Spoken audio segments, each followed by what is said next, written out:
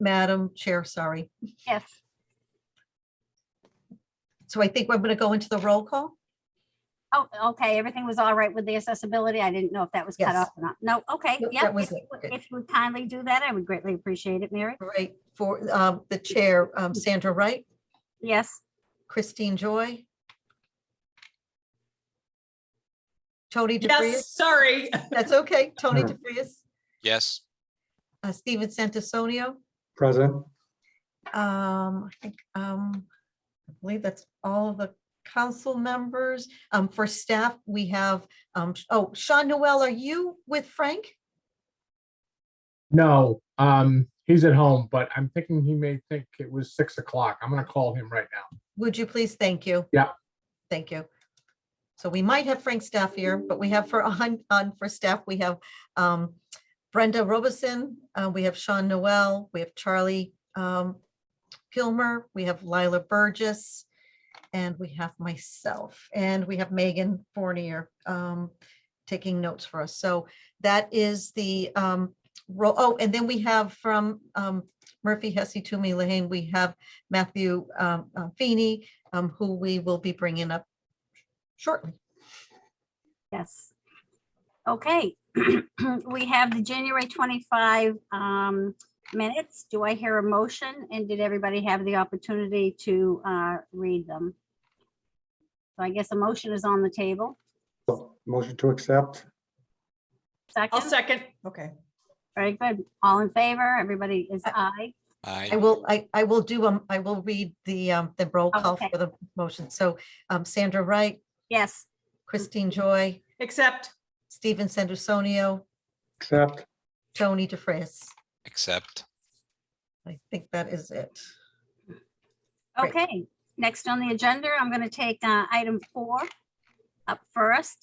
This is the financial policy, and I would like to welcome legal counsel Matthew Feeney about the trust process and investment policy updates. Welcome, Matthew. I'll give you Matthew, before we bring you on, I just wanted to update the council members that we've had a couple meetings with you. And as recent as last Friday, it was at the last finance meeting that was recommended to reach out to council. We've had some great conversations, some great education, and today really is you're going to be setting the table for us in terms of how we need to take a couple steps back and the process as it relates to the trust. So thank you, Matt. Thanks, Mary. Do you want me to just kind of go? Yes, Okay. please. Good evening, everyone. What I'm going to do today, or tonight rather, is just give you a brief rundown on where things currently stand regarding your OPEB trust and the OPEB declaration of trust, and as well as discussion about some potential steps that might put you in a better position moving forward. Once I do that, I will make myself available to answer any questions you have. As Mary noted, I've been having several meetings over the past few weeks, kind of walking people through the process. And for some of you on this call, this is going to be a completely new process. So I expect that there will be some questions. So essentially, the reason why I think something may need to be done on this particular matter is that while you actually have a current OPEB trust and an OPEB declaration of trust, it was initially I think drafted and adopted back in like 2012 or 13. I forget the exact year when it was, but when that happened, that was adopted under a particular an older version of the OPEB statute. So OPEB is stands for other post-employment benefits, and the relevant chapter and section of Mass General Laws is chapter 32B, section 20. So when you operated or when you adopted the statute way back when, you adopted it under the version that existed at that time. Since you have adopted it, there have been a couple of amendments, and essentially there's a brand new version of it. Now, while it might seem kind of nonsensical, you don't get the benefits of the new versions. What you have to do is you have to adopt the most recent version of the statute if you want to use that statute moving forward. Now, that statute was last amended in, I believe, 2018, or became effective in 2018. I believe it was in the fall of 2018. And it created a process for adopting OPEB declarations of trust, establishing who could be the trustee, establishing a process for creating the trustee, all the steps that would be needed. And it was far more in depth than the prior versions of the statute had been. And one of the primary, benefits of the I'll call it the new statute, even though at this point it's 4 or 5 years old, is that it laid out, I think, with greater efficiency how you would run the trust, and particularly the types of investments that you could use depending on how the trust was created, and also the type of trustee or board of trustees that you used. So in conversations we've had in the last couple of weeks, the general advice that I gave, was that I think it would be better for you moving forward to have the new trust. So if you were to decide to adopt the new trust, I think now would be a good time to kind of just walk through what that actually looks like. So what you have right now is a declaration of trust that is active and in effect. As I said, it's operating under the basis of the 2012 version of the statute. What you would do is the governing body, the legislative body here. So I think you're, Mary, is it a board of directors that you have, or what is the title that you have? We have a council. Council. So that's your legislative body, I believe. Is that correct? That is, yes. So what would happen is that the first thing to occur was that the council would vote to adopt the most updated version of Chapter 32B, Section 20. Now, once that happens, certain things automatically start going on. Now, the treasurer of the organization automatically becomes the custodian. However, I've advised clients that sometimes it's just easier if it's on paper then to take another vote to have the treasurer become the custodian, even though it statutorily happens. It's just good to have a record of that. It's always better to have more than less, because one of the issues I've dealt with on these OPEB matters is that a lot of times there's a lack of information going back, years, looking backwards, and it's hard to, to recreate that when, you might not have the same institutional knowledge that perhaps this board has. I don't know, but so you have those two votes initially, and then the third vote that you would take would be to determine the type of trustee or board of trustees that you could use. Now, there are essentially three options that the new statute allows. One is to have a sole trustee. And in that situation, that sole trustee wears three hats. It's the treasurer, custodian, and trustee. One person, three hats. I'll tell you, I won't save this for the end. I think it's the most efficient way to run the trust. The second option is to have the board of trustees be the retirement board. Now, I believe, are you with state retirement? We are, we contribute to the state retirement board, correct? So that I've never seen a group do that, but you would need the approval of the state retirement system to have them be your board of trustees. You don't want that. Now, the other thing you can do is you can create a board of trustees outside of that sole trustee, which requires 5 to 13 members. The statute lays out the exact circumstances about who can be on it, who can't be on it. There's certain criteria that needs to be met. On its face, it doesn't seem like a bad idea, but from an administrative perspective, I think it's very complicated because 2 of the members of the board, irrespective of whether you go 5 or 13 or any number in between, must be voted. It's a retiree of the organization as well as a current employee of the organization. You have to have elections, and if the council decided that's the path they want to travel, that's more than fine with me. I can draft anything you need to consistent with that. But those are the 3 options that you would have. And I just, from the work that I've done in this field and just dealing with other clients, the most efficient thing to do is probably to have that sole treasurer, actually the sole trustee, who's also the treasurer and the custodian. Now, in this context, I know an issue that's come up in our prior meetings, as well as other meetings I've had with other clients dealing with the same questions that you're having, is well, if we have a sole trustee, what do we have to make sure that sole trustee doesn't rip us off? What are the guardrails that are in place? And my answer to that is that the statute in of itself is not the guardrail. It doesn't protect you in any way, shape, or form. Frankly, if you had 5 trustees, if you had 13 trustees, there's no guardrails that are set up. Where the guardrails come into place is through the manner in which you invest, your bank, your investment manager, your, whatever it is that you set up, multiple signatures are required, things along those lines, but you create those guardrails and those protections in the processes by which you haven't, that you create to have in place for the investment of your funds. So I still think that, as I said, the sole trustee is the way you'd want to go in this, because it's just the easiest thing to do. And it particularly from a bureaucratic perspective, it certainly narrows down the work that you would have to do. And also it makes it, when you're going to have a OPEB board meeting, obviously the treasurer is part of the council anyways. You call your OPEB meeting 5 minutes before the regular meeting, and you can kind of take care of everything, 2 birds with 1 stone type situation.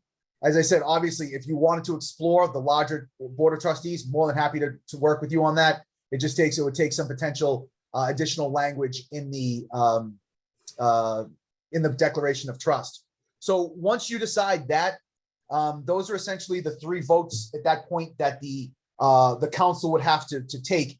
There's some question as to whether we want to have another vote dealing with the type of investment. And when I say the type of investment, the statute lays out the manner in which the statutory manner in which certain investments can be made. From your perspective, one is under chapter 203C, which is the prudent investor rule. There's another chapter and section that's referenced in the statute as well. So it's all laid out in the statute. So there's potentially another vote that I would maybe consider taking.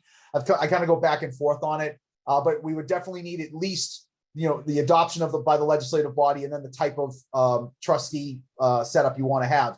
Whether you want to have the treasurer be formally voted as the custodian, as I said, that's automatic. And then the additional language with the type of investment, you can decide if you want to do that as well. Once that has occurred, you've created an OPEB trust. And what needs to happen next is that trustee would vote to adopt the declaration of trust. Now, you have a declaration of trust right now. On its face, you could theoretically just say that we are going to restate this declaration of trust as it currently stands. I would not recommend that. I would recommend letting me give you a new declaration of trust. What I've discussed with the parties before is that, I have a general kind of, skeletal framework for a declaration of trust that I would use in this situation. So if the council wanted me to draft something, I could do something with minimal, legal labor, so to speak, because I'm not recreating the wheel or starting from scratch. I can kind of do a plug and play and make sure also that the council is satisfied that the specific terms that I've put in there can be that are appropriate, would be appropriate for your organization. So once you decide on how that's going to kind of work out, the trustee would vote to adopt that declaration of trust. And what needs to happen at that point is that the trustee files the declaration of trust with both the chief executive officer of the organization as well as the clerk. Now, the clerk and the chief executive officer would then probably, I would think, maybe have a resolution created acknowledging the fact that the declaration of trust had been filed by this trustee on this date. It's just all about papering the file. So we have this record moving forward. In case 15 or 20 years from now, we want to go back and figure out what steps had occurred. We have everything clearly defined in paper. Now, here's where this might lead to some other questions. So the trustee has just adopted a new declaration of trust under the updated OPEB statute. What happens with the other trust you already have? What happens with your money? Well, for right now, for the first 90 days, absolutely nothing happens. The new trust does not become effective until 90 days after the trustee has filed the declaration of trust with the clerk and the CEO. So for that 90-day period, your new trust is not effective and you're still operating under the old trust and operating under everything that existed at the time. And there's absolutely nothing wrong with that. However, on that 91st day, your new trust becomes effective and you're operating under that trust, and the old trust, which at that point would have been essentially amended and restated, becomes this new trust. Like any trust that we would create, I have a kind of my trust expert, in the office. that I would make sure that once I had a final kind of draft, I would want to run it by him to make sure that he, thought we had dotted the i's and crossed the t's. From a trust perspective, my real, the area of expertise I'm providing is more in the OPEB realm, but obviously I do have trust experience as well, given that this is something we do. So assuming everything checked out, with that, once the board, the trustee adopted that trust, 91 days later, you guys are rocking and rolling, and you don't look back, hopefully. And there's nothing else that needs to be done. However, you could at that time consider whether or not you want to, put out to bid for, an RFP for your investment services. You could decide if you wanted to potentially change the manner in which you invest totally by possibly applying to the State Retiree Benefit Trust Fund. And I'll give you the one caveat that I've given to Mary and everyone else during our conversations. I represent the State Retirement Benefit Trust Fund. So if that's something that you guys decide to do at some point, there would be definitely potential conflicts of interest that we would have to discuss. That's not an issue right now. I just put it out there so everyone is aware. Obviously, you just want to have everything be an open book and be as transparent as possible about the situation. But ultimately it might not matter. You may decide to stay with Rockland Trust. You might end up in a place like Pequot or something along those lines, or some other place where you can put your money and hopefully get very positive returns. That's something for you to decide, and you can decide that as whether from a financial council or the council in general, as a larger body. Those are essentially all the steps that would need to be taken. So what would happen is you would notice a meeting if you decided this is what you wanted to do, you would invite me to attend the meeting. You would notice a meeting for the council. You would also notice at the same time, or shortly thereafter, a meeting of the OPEB trust with the new trustee, and the trustee at that point would vote to adopt the trust. And then the other steps we would go from, we would move forward at that point. So I know I've talked about a lot of different things, but realistically, we're talking about in one short period of time, taking, several votes by the council, realistically, probably just one vote by the trustee. And then once that gets done, we get the document filed, we wait 91 days and then you guys decide how you want to operate at that point. Matt, if I could, through you, Madam Chair, if I could. So first, there's a couple of council members that came on. One is Becky Coletta, and from the town of Pembroke, as well as Frank Staffier, who was on the phone. So I just want to welcome them. Number two, I just wanted to kind of pull back, is the council was going in a fashion where we were getting into selecting a fiduciary to run an account manager. Along the way, we were getting into our fiscal policies, but as we went that along the way, there was this declaration of trust. Well, I pulled out the one that's been put in here does not have names on it, but there is an executed copy of this. This is just a wrong copy that's been uploaded, but I wanted to kind of say that we are really kind of getting into, there's a process that we need to follow. And that's when we contacted Murphy, Hesse, Toomey, Lahane, and we've all kind of went like, oh, we've got more work to do on this. So I wanted to kind of fill a gap from where we were in selecting whether it was going to be continuing with a private, either Rockland Trust or another private entity, or going with Plymouth County through PARS, and then the third option, obviously, as that was mentioned, is going with the State Retirement Board. But I knew that there may be some questions just about how do we get here. So I don't know if I've answered that for some of you, but or if you have questions just about how do we get to this point.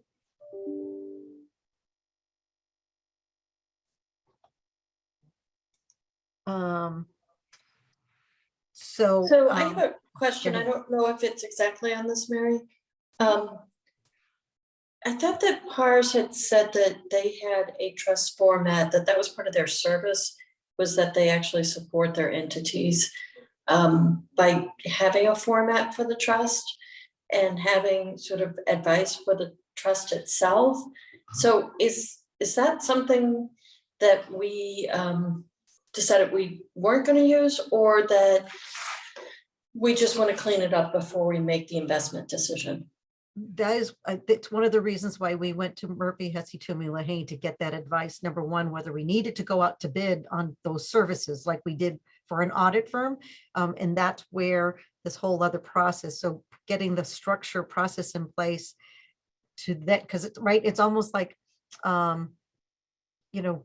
having the people that we're selecting help form the process, and then we bring them in.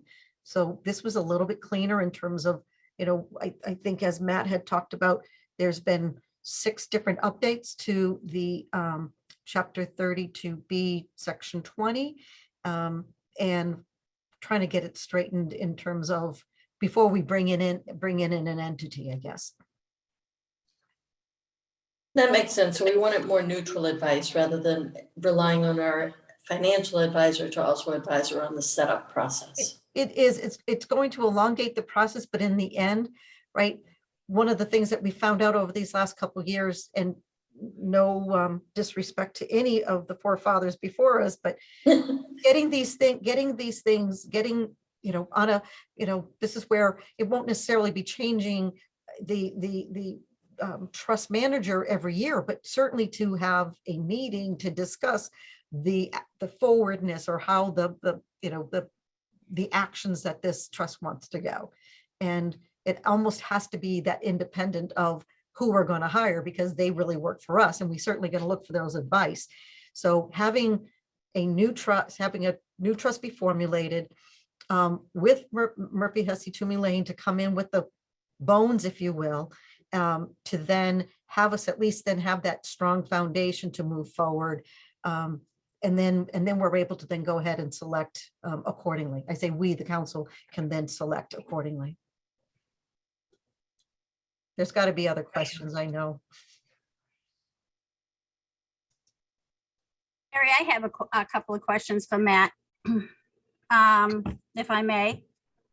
I guess you were talking a lot about the treasurer being the sole person, I guess the sole treasurer and custodian, all is one. Should there be a term limit with the treasurer?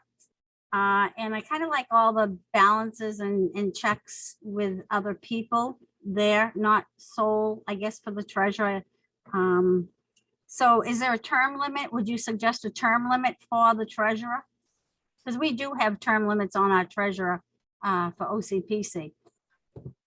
So what I would have, the document that I've kind of generally prepared already previously has a successor language in there, so that if someone is term limited out, I put languages in there. Like I think I said that, within 30 days, the council, we can adjust this, but you have to name an acting treasurer. So that acting treasurer becomes the custodian and the trustee of the trust. And then if it becomes a fine, and the position gets formally filled and it's no longer, you get rid of the acting, that happens. So the language is about successor language in the declaration of trust. You can have it be however you want to be with term limits in terms of the council in determining, whether it's 3 years, 5 years, 1 year, whatever it may be. Whatever actions are taken at the treasurer level, they should be referenced in the declaration of trust. So nothing needs to be changed in the declaration. It just kind of plug and play. All right, you have a new treasurer. All right, old treasurer is out, new treasurer is in. That person's the custodian and that person's the trustee. The second part of your question, dealing with kind of having checks and balances. As I said, I think realistically the best way to have checks and balances is probably involving where your money is held, whether it's Rockland Trust, whether it's PARS, whoever it ends up being. That you could have the policy you have put in place is that no money can be transferred without at least 3 of these signatures being done, or whatever organization that you end up with, whether it's staying with Rockland Trust or moving on, they're going to have things in place already for you. Now, if it was something you were particularly concerned about, we could discuss trying to put language in the declaration of trust possibly, but I'm not really sure I don't know. I'd have to think about it. If there'd be anything that would make sense in the actual declaration of trust, that would be not just, I don't want them to just be words on paper. I want them to have actual meaning. And the trust document itself is kind of like, it's just a piece of paper that allows you to do other things. I would want something more hard and fast in place that would protect the organization. And that usually comes in form, you're seeing it all across the, in the financial services area with how many different types of, one person doesn't have the ability to pull money out. The question is 2 people enough? Are 3 people enough? And that's something I think you would ultimately work out with whoever ends up, managing your money. If I may, I have another question to follow up on that. And thank you for disclosing the fact that you work for the state. I think that's important to disclose that right up front. How many other declarations for different trusts have you done? I guess over the last probably year or maybe 2 years. So it's kind of a complicated question. So for the State Retirement Benefit Trust Fund, I review the application submissions for everyone that does that. So I've reviewed dozens of applications with their declarations of trust, and I work with their attorneys to make sure that the trust is in an appropriate position in case, so for their application. Our role generally isn't at this level of OPEB. However, it's the same knowledge base. So I've worked with a few collaboratives right now, and I provided, I essentially I created my own declaration of trust for one collaborative. I'm kind of feeding off a bunch of the other experiences that I had dealing with, other applicants for the State Retirement Benefit Trust Fund. And then I've used that kind of draft and tried building off of that draft for a couple other clients as well. So I want to, as I said to Mary when we talked on Friday, the draft that I've created, I hope that I can continually keep on improving it, because it's not a perfect document now. It never will be a perfect document, but each time I go back to it, I hope that there's little tweaks that I can make to keep on improving it. After you keep learning from, things that you experience. And so the document that I have, I think, should be an effective document for you. But obviously before the board, or before the council ever, reviewed it, or before the trustee approved it, I would make sure that you guys, had a chance to look at it and, I can answer any questions. I would not envision, if this is the path that you wanted to head down, I would not envision this being all at one meeting. I would probably think that I would get my marching orders to create a draft declaration that could be viewed by the council for their consideration as to whether to restate and amend. Because the trust in and of itself, the trust can be amended right now. You don't have to adopt the new statute and everything. I think it would be waste to do a amendment and restatement without adopting the new statute. But you'll have the opportunity to kind of go through everything. And I think the document that I've been working off is I think it's like 11 to 12 pages. So it's not like some 60-page document. I think it's pretty, pretty easy to digest. And, I would always work with the council to make sure that I put in anything that was specifically a concern to the organization. So you're familiar, if I may, again, I have a couple, I don't want to take everybody's time, so certainly interrupt me if you have a question. I don't want to keep hogging the time here. So you will put this together for whatever entity is chosen by the council, whether it be Rockland Trust or OPEB or PARS or whatever. And also after I know you said we have 91 days. After that, then we go forward with whatever we agree upon. Let's say after 90 days, we want to switch out. Is there a penalty for that? No. So first off, I don't know what you'd have to talk to Rockland Trust about, if there's any sort of penalty for withdrawal of funds. I don't know, but just the one thing you began your question with was the declaration of trust that I would potentially be adopting for the council and for the trustee of the trust. That's really who you're adopting it or creating it for. That has nothing to do with Rockland Trust, PARS, the State Retirement Benefit Trust Fund, that's for you as an organization. That is the declaration of trust for your OPEB trust. That's a completely separate thing. Whether you would enter it, whoever you end up going with is to manage your funds, to invest your funds, you would enter into separate agreements with them after the fact. We would potentially review those agreements. Which usually oftentimes is maybe just be an investment agreement, and make sure it has the language in there that is consistent with your trust, consistent with the statutory obligations under 32B Section 20. But that's you. We don't have anything to do. Actually, I think the term has been your fiduciary, your investment manager, your investment vehicle has nothing to do with this first step. This is just we put something together that the council wants, and then the trustee will adopt it. Okay, thank you. Matt, it's Christine. I've got a couple of questions for you too. So if we accept the new MGL with in the new trust document, can we change the language in the trust where it's financial best practices rather than requirement to put this out to bid in the event that we decide we want to change fiduciaries? So in the original trust, I didn't think there was language about, I thought it was the financial policy statement that had the language about the putting out to bid every 5 years. I'd have to go back and look at the trust document, but what we would do in terms of because putting it out to bid becomes a Chapter 30B issue, procurement. That's separate and apart from the trust. Right. The trust, you can put in the trust what you want, but the trust has to comply with the law. So, you're putting it out to bid. You can, I thought Mary, was it the financial policy statement? Is that what you guys call it? Different groups have different names for it. I'm trying to find it. Charlie, do you know offhand? I thought there was some language in there about you could put out to bid every 5 years if you decided, something along those lines. That was in the financial was. policies that was drafted by Rockland Trust. Right, there we go. Yeah, So- it was, but are we bound by that? No, so you don't have right now, you have, I don't know. I mean, you're investing, Rockland Trust is investing your money.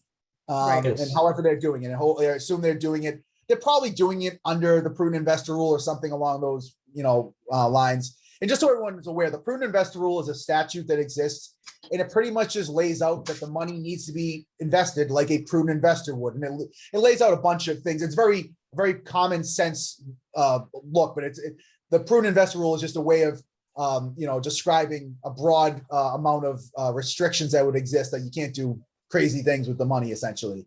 But in terms of, putting it out to bid or anything like that, I don't believe that you have any sort of investment services contract with Rockland Trust right now. Correct. The trust document may have language in there about possibly about how to get out of a contract. It could also just be in the investment policy statement. Usually there's some sort of language that says you have to give 30 days notice. What you would do is you'd confirm with Rockland Trust, or I would reach out to Rockland Trust for you and find out what the status of it is. I'm guessing that there's no contract right now. So there'd be no reason why you couldn't just tell them what the situation is, that you ultimately, if you go through all these steps, you're ultimately going to decide to put out an RFP, to which I would imagine that they would respond. And then you go through the RFP process and see, where ultimately the council decides to come down on what's best, where the best place is to put your money. But I think that's kind of the difficult thing to kind of grasp here, is that you have the Declaration of Trust, which is the document that controls how the trust is supposed to be run, but it's a completely separate issue about where you can put the money. That's laid out in the statute, and then you bring in procurement issues in. It's kind of, there's multiple statutes that come into play all at the same time, but the Declaration of Trust really talks about how the trust is going to be run, not necessarily how the money is going to be invested as much, because the statute dictates, it needs to be prudent investor rule, or it needs to be, I think it's Chapter 54, Section 44 is another way of investing, particularly when you're dealing with the sole trustee, because there's different types of investments available depending on the manner in which you set up your trustee process. Thank you, Matt. Would you lay out the, what are the steps that we need to accomplish here in a pretty easy fashion so that we're able to work through this, what we need to do, the steps? Sure. So if this was something that you guys wanted to do, I think the first thing that I would do is I would put together a new declaration of trust for you, putting in all the, pertinent names and titles and all that stuff that apply to your organization. I give it to my trust person, make sure that he thinks that it's good in terms from a legal perspective. I would then suggest that it be put on as an agenda item at a council meeting and discussed in a council meeting. I would come to and discuss it with you and see if you guys think that it is something that that works for your organization. See if you want there to be any tweaks to it that are specific to your organization.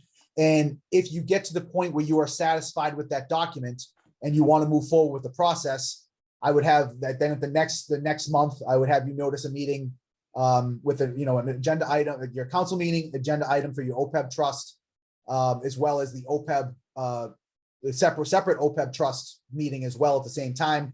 You then vote to adopt the trust. You vote to adopt the statute. You possibly could vote to adopt the custodian as treasurer, the treasurer as custodian. You then vote to determine the type of trustee you want to set up. Then potentially you could add something in about type of investment. I don't know if you really need to do that. Once that happens, the steps by the council as the legislative body are concluded. You would then, whether you left that meeting right then and opened up your OPEB trust meeting or went to it at the end of your council meeting, the trustee would then adopt the trust, the new declaration of trust. He would file it with the chief executive officer and the clerk of the organization. And the clerk of the organization, the CEO, would file some sort of notice or resolution that had happened. And 91 days later, you guys are in business. And during that 90-day period or 91-day period, depending if you're looking at from the date of filing or the date after, your current trust is still in full force and effect. After on day 91, it becomes amended and restated by the new trust. So Matt, what is the initial vote? Is it to update the trust? So if the initial vote, it's right now, I don't know if you necessarily have to have, you can just, if you want to have a vote right now at this level, the vote would be to authorize me to prepare a new draft declaration of trust. That's what a vote would look like for what the first step that I would want to take would be. And then, because at the end of the, you could do everything up, we could do everything all at one meeting, I guess, but I feel like it'd be better for the organization so that everyone, all the council members had a chance to look through the declaration, the new declaration of trust, and see if it works for your particular organization. Is that it's a general document I've drafted. It's not specific to you in any way, shape, or form yet. But that would be the first step. And if you're satisfied with the work that I had done, and you maybe had some small tweaks that you want to do, we would talk about that at that meeting as potential items. Because don't forget, the council is not the body that adopts the new declaration of trust. It's only the trustee. So we kind of start at the end a little bit, but I want to make sure that everyone's satisfied with the new declaration of trust before you take the formal steps of adopting the new trust, setting up the new trustee, and then having the trustee adopt the trust and starting the 90-day clock. Okay, thank you, Matt. Just for purposes, Charlie shared a screen. Thank you, Charlie. Do you want to just walk us through this? This is the Yeah, so to President Joy's question about the RFP, this is the document that has that reference language. This is the investment policy statement that I believe was developed by Rockland Trust, and it was duly executed back in 2016. And it was this first, actually this third bullet point under N. Says the treasurer has the option to put the management of funds out to bid periodically and shall consider such options not less than frequently every 5 years. So I think this was the question that President Joy was referring to, is looking for some specificity on this. Thank you, Charlie. So this is really helpful. As you can tell, like it, Matthew has this down pat because this is what he does. And it is complicated, but it's important. And, as we're heading down that journey of, Rockland Trust, we brought them before us and, obviously there's some good management pieces to that. And I think it was noted that when Treasurer Brian came and talked about PARs and the customer service piece was that they would take this up as one of their test, helping formulate trust would be part of what they do. There is a transparency that in setting up a policy, a trust declaration, let me make sure I'm staying corrected, that puts us on the right footing of the steps moving forward. And I there's a couple things that just rang in my head, and I think maybe Sandy, you might have brought it up, is that just for clarification purposes, Matthew, is that Murphy, Hesse, Toomey, Lahane, you have the State Retirement Board as a client, is that correct? State Retirement Benefit Trust Fund.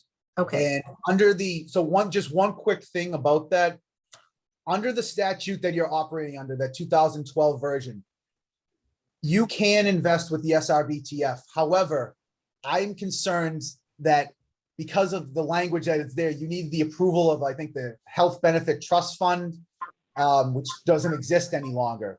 So I'm concerned with the old statute that you can't, your full investment potential is not available to you. Once you adopt the new statute, your full investment potential is available to you. I do represent the State Retirement Benefit Trust Fund. So if that was something that you ultimately decided, a path you decided to head down, we'd have to have a discussion about how that would be handled. But that has no bearing on these initial steps that you would have to take. I think ultimately the reason I think it's about having the new statute give you the most efficient trust management, I guess, and as well as making sure you have all of the investment opportunities available to you right now, irrespective of how you end up. It doesn't matter. It doesn't matter to me where you guys go. I just want to make sure that these initial steps are done properly so that you can do whatever you want to do moving forward. and I just have a clarification. It is a PCUT, not PARs. Mhm. They're all sounding alike, right? So Christine. Follow-up question for Matt, or actually more of just a statement. This is great information. I think that the determination about who manages the trust needs to be discussed at the full council. Personally, while I appreciate your recommendation for one person, I'd much rather see this be a group of individuals. I think there's a lot more collaboration in there, and this is a group of multiple towns that are involved on the council.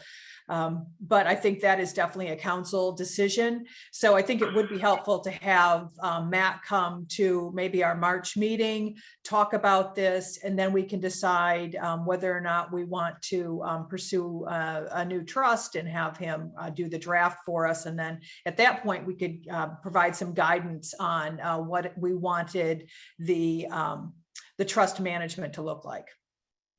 And Christine, just, in terms of I've actually specifically set up like a trust with the 5 to 13 people. Mhm. So it's something I could do. There is, as I said, a process that you have to move forward, with Mhm. term limits and things like that. But it's not a problem on my end one way or the other. The thing that's unfortunate is the statute does not allow for, I think the sweet spot would be to have like a 3-person board of trustees. That's a sweet spot. It's not allowed. It's either one or the state, the State Retirement Board, or 5 to 13 people. And one piece of information I would want to, and I can advise the full council, is that there are certain pitfalls with the 5 to 13 size board of trustees because of the election aspect. And you do run certain risks about not being able to find someone to be a trustee. And what happens if you have trustee issues and you can't get quorums, there's just things that come Right. up that's why I think from an efficiency standpoint, it's better. But you as an organization have to decide what's best for you. I'm giving you a broad picture about what's I've found to be best. Hello. Thank you, Matt. Matt, Frank Staffier has a question. Thank you, Mary. I was going to pop in there. Okay, I hope you can hear. I hope you can hear me now. What I'm asking is, whatever we do, no matter what avenue we take, the council still has the right to rule the body. So if after a while we are not happy with the way it's going, we can change it. You know, it's not in cement. We, as the delegates, represent each of our towns, and therefore we have the right to make the precedent of what is going to go on. So if we decide, okay, we're going to go with Joe Schmo or Bill Downs or whatever, we have a right to immediately change that if we are unhappy. And I think that has to factor into your decision that we still are the ruling body, and whatever we say goes. And people can put out a plan, they can do whatever they wish, but each and every one of us that represents a community is responsible for us. And that's what OCPC is. It's us. Thank you for hearing me. Thank you, Frank. Matt, did you want to add anything to that? Well, just the one thing to be clear about is that, and there's always this is a common issue that comes up, and there's I guess maybe a tension that could exist, or that does exist in a lot of situations, is the legislative body, which in this situation is the council. The council holds the purse strings. They deal with the appropriations of funds into the OPEB trust. But the OPEB trust is run by either a trustee or a board of trustees that, technically speaking, does not necessarily answer to the council. That's what trusts are. It has a board that runs things, but it's the power of the purse essentially is where the real kind of, where the power comes from the council's perspective. But I'd be naive to think that the bodies act without consultation. Of course they do, but irrespective of what everyone on the council thinks, if you had an organization, actually a board of trustees that had 5 people on it, those 5 people decide what's going to happen with the trust. That is how it is. And then frankly, you have a trust set up that way now, in which the parties, the trustees run the trust. Now, I'd have to go back and look at who the actual trustees are for the current trust, but that's always going to be an issue.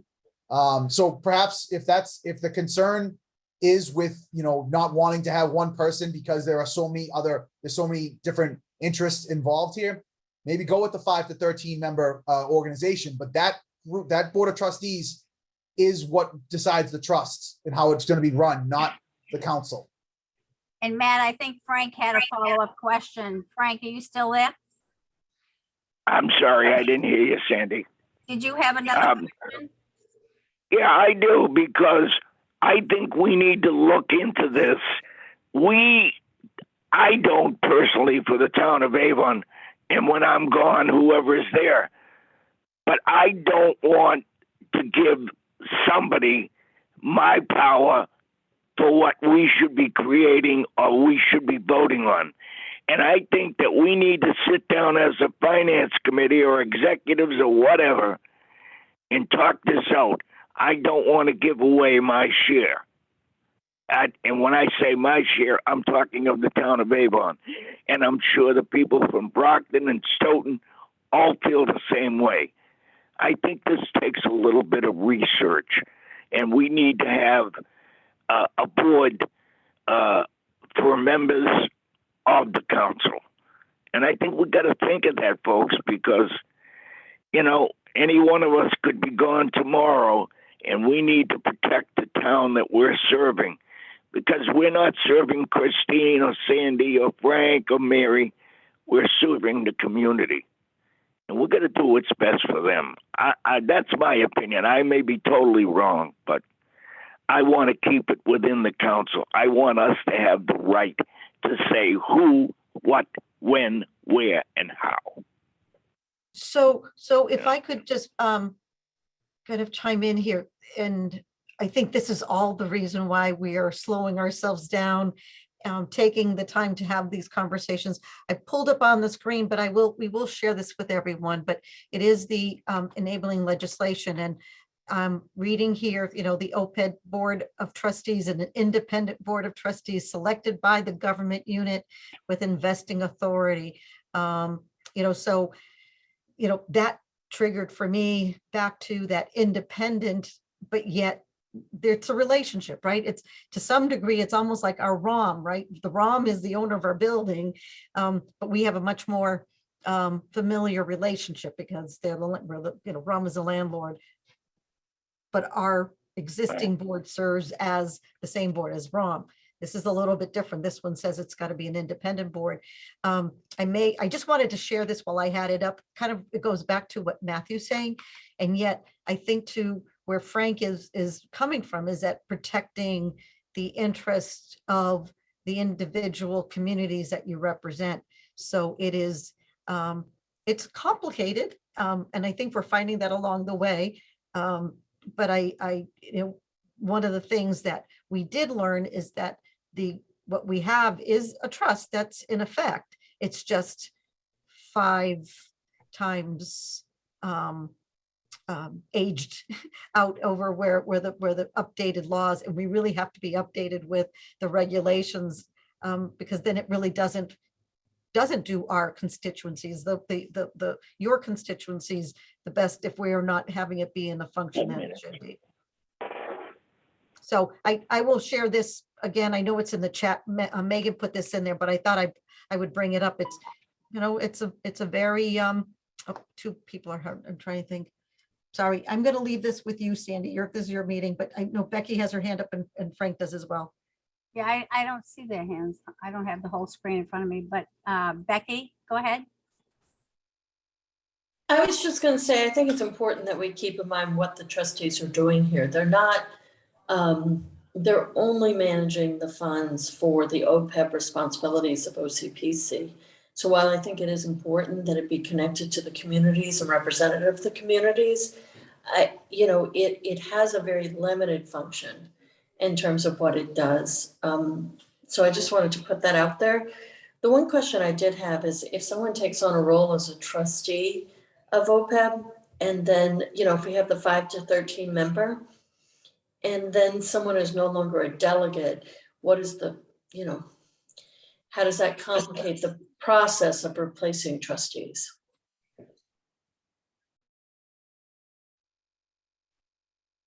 Should I answer that? Would you think? I Sure. think I lost you.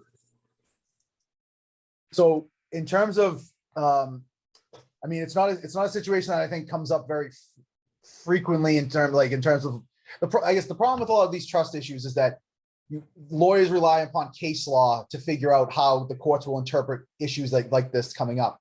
There's very, very, very little, if any, case law on these particular issues. Now, I would note that the OPEB statute, the one you would be considering adopting, specifically lists out who you have to have as your board of trustees for the OPEB trust, if you want to go for the 5 to 13. So there are certain things, and that is a decision that gets made by the council. So the council is the organization, whether it's a sole trustee or a board of trustees, that determines who the actual board members will be. But there's certain things that are laid out there. The 2 examples that I had given you before were, an employee of the governmental unit and a retiree of the governmental unit. Like that oftentimes can lead to having you, like in a retirement board perspective, and that's kind of where the guidance I've gotten from kind of moving forward with this kind of analysis is that from retirement boards, they use an election process. And that's why I think you would have to probably do something along the same lines. Because you need people who actually want, like, if more than one person wants to do it, how do you handle that? You have an election.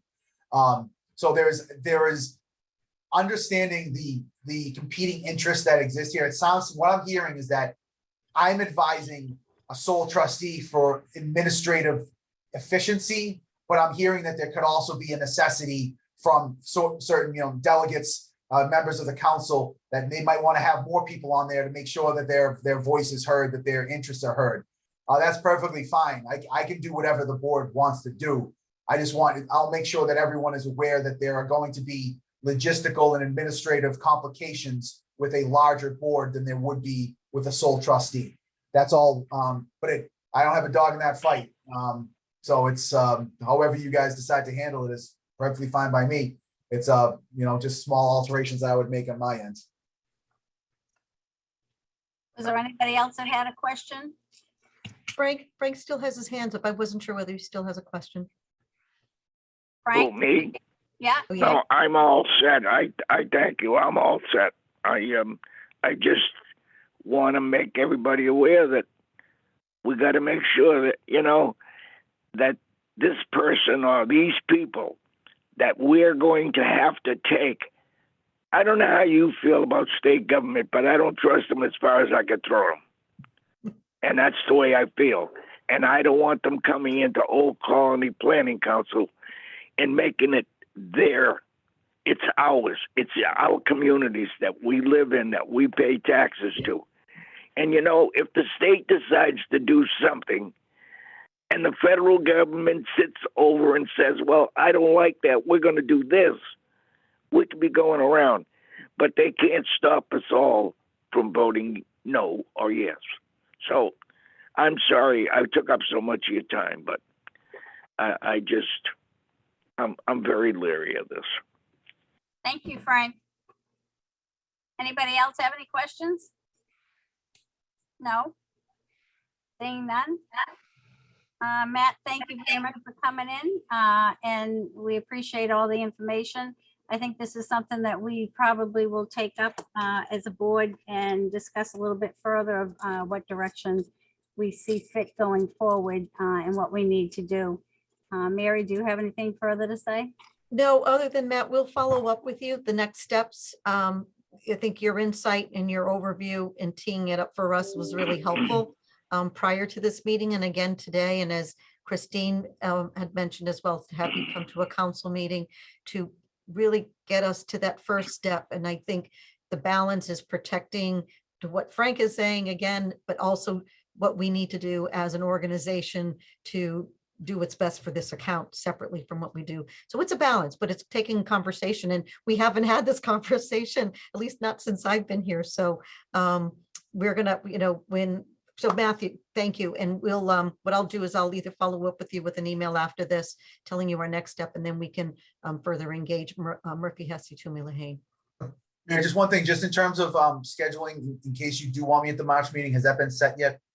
It is, I want to say March 30th, my calendar, it's the last Wednesday. Yep. Yeah, March March 30th.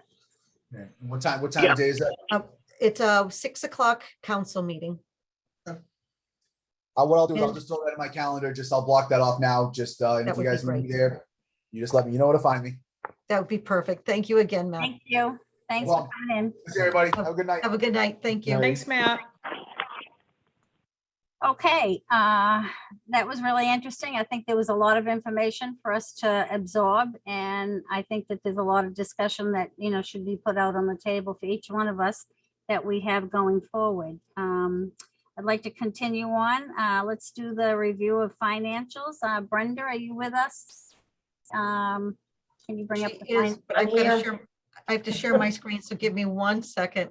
Go right Mary, ahead. I think the reports are a little in a different order than they usually are, but I'll report on whatever appears. And by 1 second, let me just pull it up. There's lots of screens going on here. That's all I can say. You do a great job. Thank you. You're being kind. Oh, Like, the only easy. Share my screen. I'm sharing my screen here. Staff, here we go. Okay, there we go. All right. Okay, Brenda, you're up. Okay, You, first up, I believe, is going to be the budget spin down report. Give me one more second. I've got to get through this long watching, I'm trust. waiting for you. There we go. Down. Okay, Oh, nope, I'm wrong. It's the cash position report. Yeah, Okay, but let me, that's, get the screen the right size. yep. If I can, Jeepers creepers. oh, okay, then you go ahead. All right, there we go. Could you do me a favor One when you more. come down to pick me up? Could you show me how to replace? If I could have either Megan or Charlie, the text is in the middle. Oh, never mind, I got it here. Never mind. There we go. How about that? oh, that's better, Okay, better. okay. Brenda, Um, ready? Yeah, I am ready. There's still some of the, okay, there we go. There we go. Okay. Cash position report shows income for the month of $806,879.37. Disbursements for the month were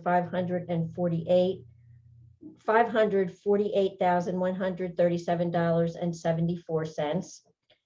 Total cash available at month's end was $1,319,474.26. OPEB had a loss this month of $20,340.76, bringing the ending balance in the OPEB account to $919,598.25. Brenda, can I just take 2 seconds here? Was there another report in advance? I just want to make sure I didn't miss anything. Okay, Okay. now. Next report up is the statement of expenditures report, which shows total expenses for the month of $218,038.35. And next up is the ROM January 2022 statement and activity. Balance at the beginning of the month was $179,980.46. January receipts were $5,850, bringing the total ROM FY22 receipts to $47,695.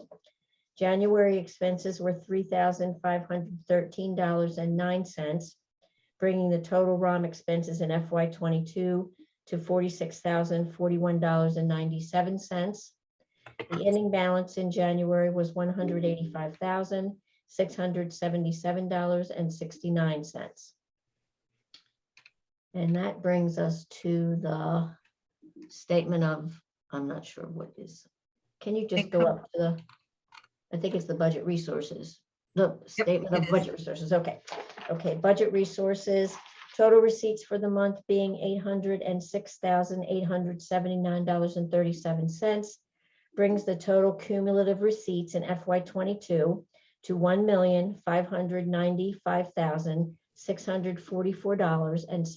$1,595,644.47.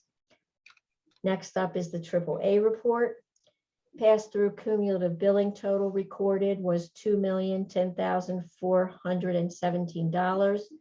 Pass-through cumulative receipts were $1,253,899.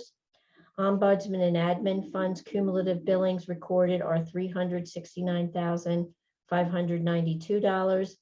Cumulative receipts were $202,723.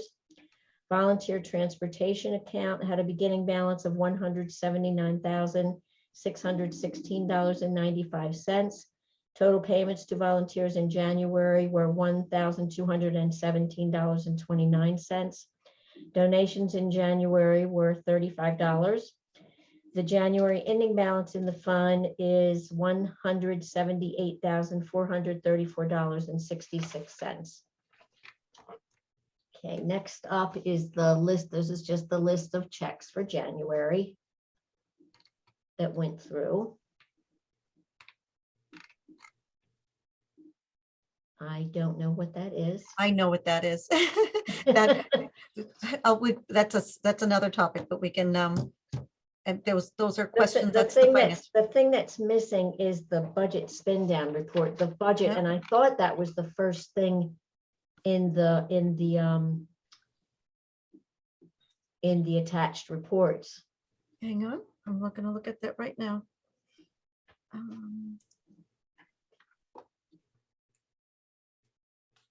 Here, I have I'll to bring start this up. numbering the pages so that they always go in. That's okay, I'll go in share my, order. I'm getting pretty good at this right now, so.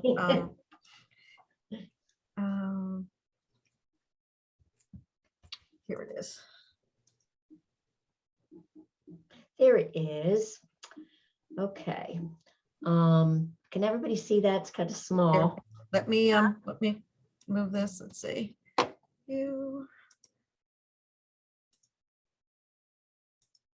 Better? Yes, I mean, I have my own that I'm looking at, so I'm good. Okay, the budget spin down report. Page 1 total FY22 expenditures through the end of January were $1,199,881. This brings our spent to date percentage rate at the end of January to 50.67%. The ideal percentage in the seventh month of the fiscal year would be 58.38%. So we continue on a positive trend, showing a 7.7% surplus at the end of January. There were no changes on page 2 and no changes on page 3. And that's it for the financial report. Did you want me to talk about the bank report, Mary? Nope, they should vote first on the financials. Oh, Brenda. okay, I'm sorry, I apologize. Mary, are you going to talk about the capital budget needs, IT? I will, once we are, if we can just kind of talk about the financials first, so. Okay, If there's any questions about the, either the operations budget or any of the other items that Brenda had talked about. Sean Noel? He's on mute. Sorry, I don't know why that wasn't me unmuting. Mary, I just want to let you know, Frank called me. He had to step off. His blood sugar was dropping. He was getting a little lightheaded. He needed to get something to eat. Thank you. We did talk. He has reviewed these. He reviewed these in the packet. I don't know whether you can accept the vote through me, but he did express he would approve. Right.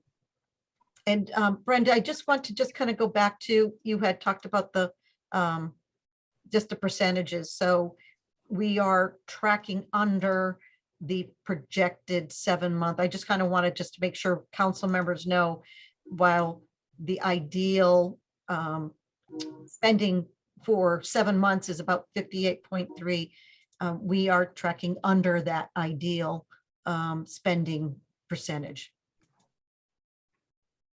Yes. Okay. So I think Mary, I'll once- make a motion to accept the financial reports as submitted.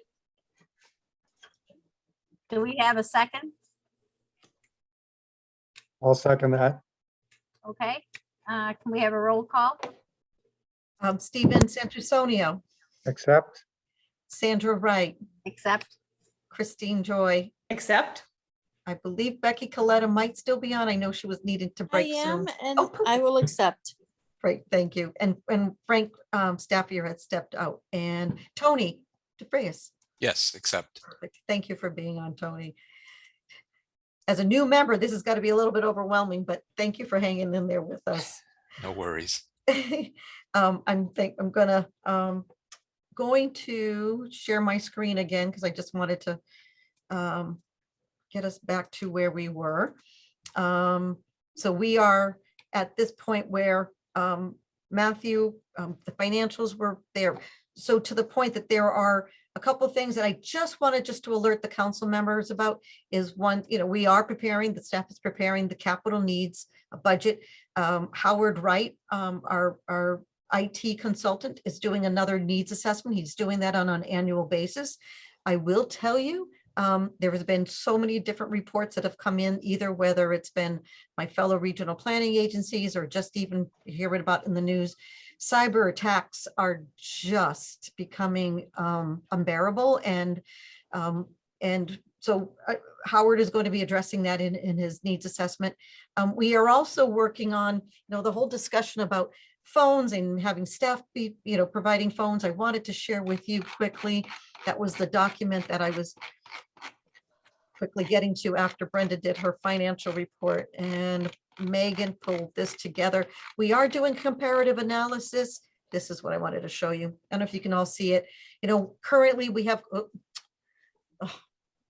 someone help me here. I just want to view this. This is, this Mary, is just do control plus sign yeah, that's too much. for that too. I'm a baby boomer, don't forget. Thank you, Megan. So Megan, maybe if you, this is one of the things that Megan's been working on since she's been here and working with Howard, and there's been a lot of moving parts about whether we get soft phones and using Office 365 or get cell phones. So Megan, just quickly, in like 3 minutes, if you can summarize this, and we're not looking for an action from the council today. I just want you to know we are exploring this and what we're doing. Sounds good. Apologies in advance. My son just decided at this moment to be cranky. So if he starts screaming in the background, that is what you're hearing. So quickly, as Mary mentioned, Comcast is what we're currently going with. It does technically work, but it's kind of archaic, and Mary has to go 2 offices over just to answer the phone for if it's transferred to her and listen to voicemails. And with everyone being remote, it's, it's not really a system in place. I can take it from here, Megan. Okay, sorry. That's okay. And again, this is, I think it's still under, I bring it to the finance committee because I think what I would raise to you is that, right? So Comcast currently is the 2,500 here, giving cell phones to staff members that would bring us an annual, that would jump us up $8,000 a year with different lines. But it gives the flexibility. There is a 2 gigabytes that would be less. And then the soft phones, which would provide, you would use your laptop to have those phone calls. So this is being explored. We don't have a recommendation yet, but what was happening is that the AAA team is going out, and they need cell phones because they're going out to 60 locations across the region. Rather than just using their own personal line, personal phone, it just would make sense for them to do that. And we paid for Office 365, so using the laptops, but that may not be as feasible because you're not always just tied to your laptop, right? So these are being explored. I will be making a recommendation in the capital budget, but I wanted just to let you know the things that we're thinking about here on this side. The other piece that I do want to be able to talk about is that with the pavement software, the cartograph software that we just purchased, there is a need to have, I want to call them iPads, and just be out in the field. So as there's an assessment from the transportation department going out there, that it is, it's just flexible for having data be put right in there. So all of the perfect storm of data and phones, and how do we become a mobile, if you will, kind of organization. But again, as you can see, the price differences are all there. And I just wanted just to kind of show you the assessment. We'll continue, again, pros and cons. As we go through this at the next finance meeting, we'll probably be having a more substantive recommendation to you. But Megan, thank you to Megan for the work that she did on this, to explore beyond phone calls and do the comparative analysis. So thank you. I appreciate the time to do that. And so that was the financials. Okay, can we move on now? We can. All right.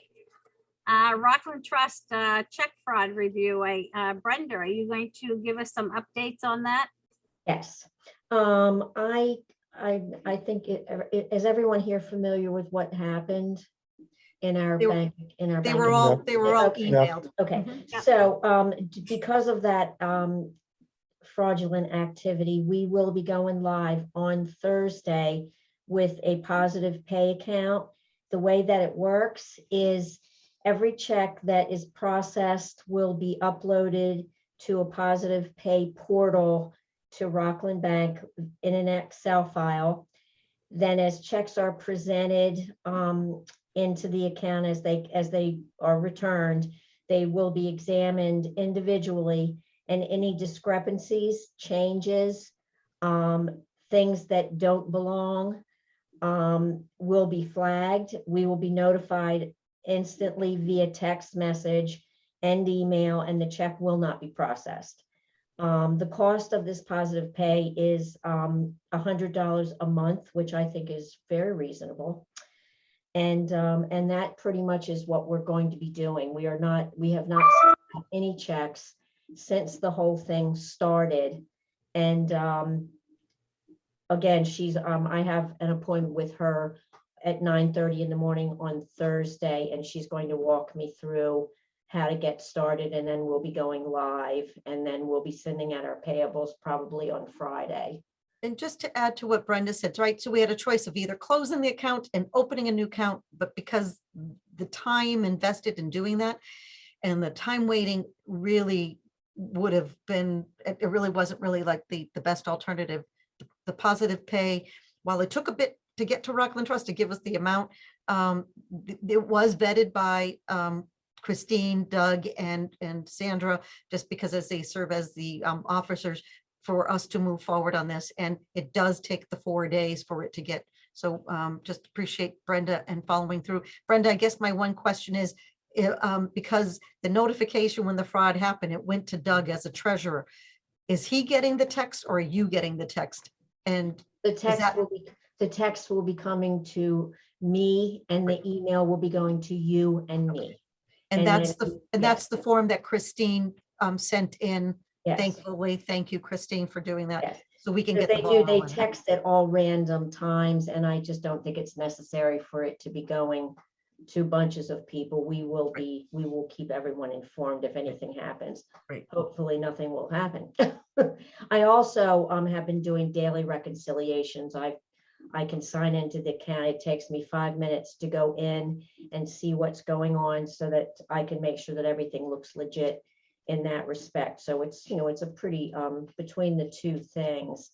I think And the one last thing, Brenda, is that our account has not been, while there have been charges against it, we have not been held accountable for those fraudulent checks. No, not at all. They have put every single thing that tried to present, they have put it right back into the account. I don't know if anything actually went through at all. Honestly, I don't know. So. It didn't appear to be in the No. statement anyway. But that was the report. Mary, do you do direct payroll? We do direct, our payroll is direct already. Oh, good. How Yeah. about now, are you talking about how you're going to be doing it now? Is going to be online payment? It's not online payment. We do everything exactly how we always did. But you know how after we do the payables, I print a list of checks that is sent to the board members, just so you can see the checks that have been processed. That checklist and any check that's done at a random time, immediately, as soon as the check is written, I upload that check information into the positive pay portal, which shows the person it's payable to, the amount, and I think maybe that's it, the amount, the two important things. And then it's uploaded to them, and that then becomes part of a database that they use to check against checks that come in to be cashed. Sandy, Becky has her hand raised. Oh, okay. I don't see everybody on my screen here. Becky, go ahead. Okay, I won't take it personally, Sandy. Oh, thank you. No, just real quick. I have been using positive pay for years. In my escrow account for my law practice and with Rockland Trust, and it has been just such a comfort. Even if we had been able to change and get a new account, I still would have thought that positive pay for an organization like ours would have been a good idea. It's just such a safety valve to make sure that there aren't any checks going out that you haven't accounted for. And I just think it makes a ton of sense. So Great. the cost is well worth it. That's Yes, great. thank you for that. Thank you. And I think, if I could, Sandy, just to head us right into the next section, so to keep us, because we're almost close to the end of the meeting, is the best practices. Like there are some things that we need to explore. So we no longer, the process was that we were putting checks and the mail carrier would come by and pick them up. So we don't do that anymore. That's immediately stopped.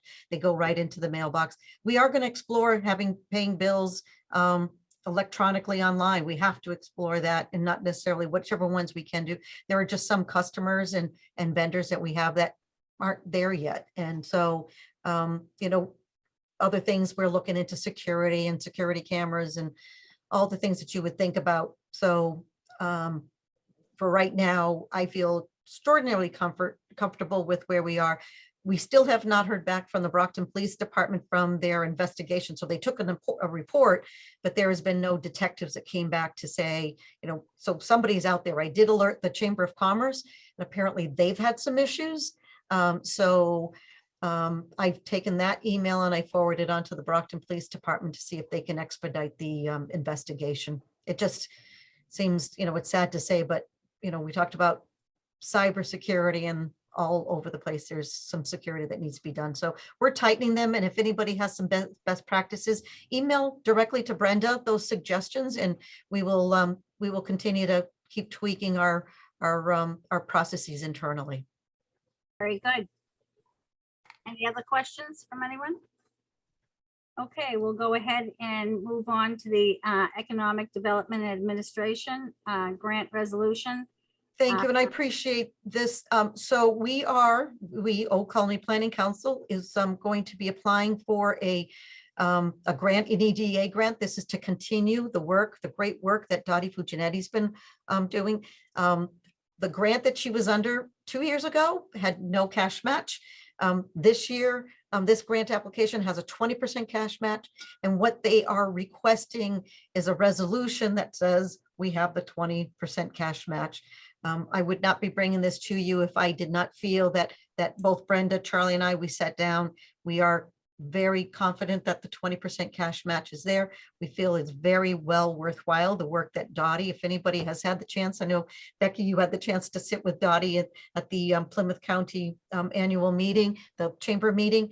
Her work is incredible. It continues the great work in terms of economic development.